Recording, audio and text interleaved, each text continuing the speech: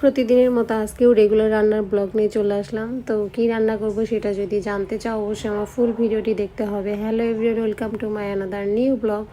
তো আশা করছি সবাই অনেক বেশি ভালো আছো, আমিও অনেক ভালো আছি তোমাদের দোয়ায় এবং আমার ভিডিওটি দেখার জন্য তোমরা এত এত সাপোর্ট করতেছো। আলহামদুলিল্লাহ, সবাইকে অনেক অনেক ধন্যবাদ।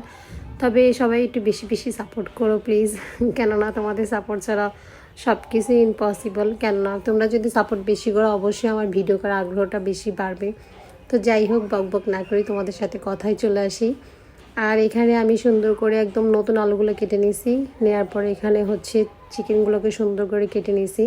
এটা কিন্তু মুরগির মাংস, দেশি না বিদেশি। যাই হোক, তো আমি এখানে প্রথমেই সব কিছু মশলা কিন্তু ব্লেন্ড করে নিয়েছিলাম এবং পেঁয়াজ থেকে শুরু করে টমেটো মানে এভরিথিং যে মশলাগুলো লাগে সব ব্লেন্ড করে নিয়েছি। তারপরে পরিমাণ মতো হলুদ, মরিচের গুঁড়া, লবণ। আর এখানে আমি গোটা জিরা দিলাম এই কারণে, সেটার সিক্রেটটা তোমাদের বলি। গোটা জিরাটা দিলে আমার কাছে মনে হয় যে ভালো লাগে আর কি। যাই হোক, এক একজনের এক এক রকম পছন্দ।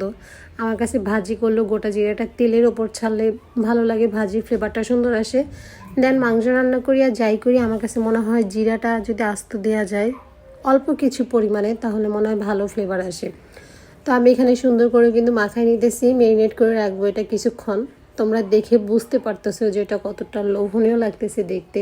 দেন হচ্ছে ক্যামেরার বাহিরে কিন্তু কালারটা দুর্দান্ত ছিল, যদিও বা ক্যামেরাতে কালারটা মোটামুটি ভালোই লাগতেছে আমার কাছে। তোমাদের কাছে কেমন লাগে আমি জানি না। তো এটাকে কিন্তু সুন্দর করে আমি মেরিনেট করে আধা ঘন্টা রেখে দিব।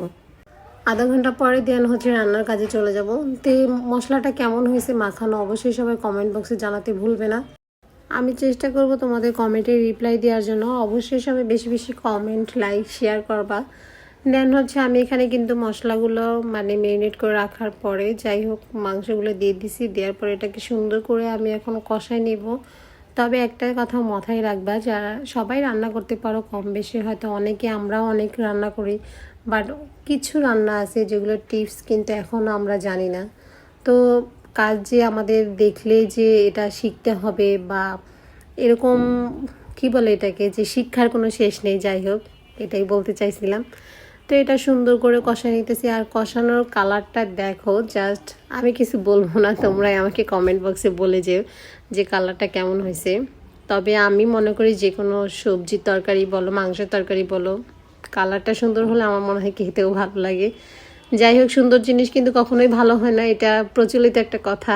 কিন্তু তারপর আমি বলি যে সবজি খেতে বা তরকারি ক্ষেত্রে কালারটা সুন্দর হলে কিন্তু খেতেও ভালো লাগে। তো আমার মাংসটা অলরেডি ডান। এটা হচ্ছে পরের পার্ট, মানে প্রথমে আমরা কিন্তু অর্ধেক খেয়ে ফেলছি। দেন মনে হয়েছে যে আমার তো ভিডিওর ক্লিপটা নেওয়া হয় নাই, তো কড়াইটা দেখেই তোমরা বুঝতে পারতেছো। তারপরে বাকিটা তোমাদের সঙ্গে শেয়ার করলাম। তো আমার মাংস রান্নার রেসিপিটা আজকে কেমন হয়েছে সবাই অবশ্যই কমেন্ট বক্সে জানাতে ভুলবে না। অ্যান্ড ভিডিওটি ভালো লাগলে সবাই বেশি বেশি করে ফলো দিবা, লাইক দিবা।